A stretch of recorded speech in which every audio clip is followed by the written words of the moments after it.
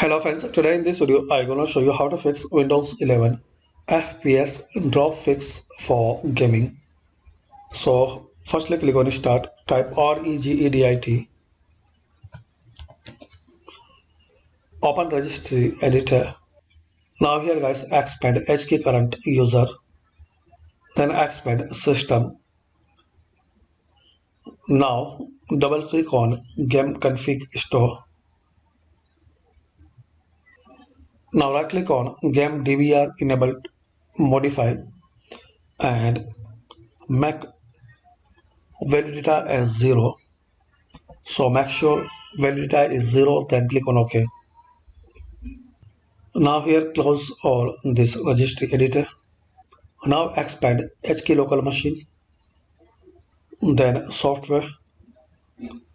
Now here expand Microsoft. So expand Microsoft.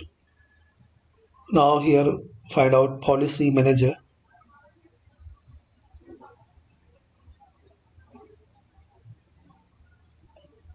This one expand it. Then expand default.